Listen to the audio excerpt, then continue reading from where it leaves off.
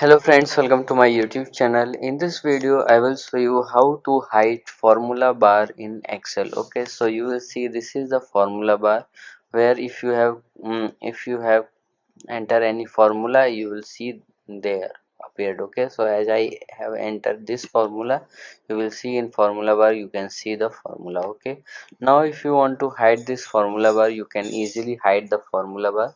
So what you have to do, to hide the formula bar, you will see here is option page layout. Okay, so when go to page layout, you will find the formula bar, hide formula bar option. But if it is not there, then you have to just go to view option, and in view option here you will see formula bar option. Okay, now just uncheck it and you will see formula bar is hidden.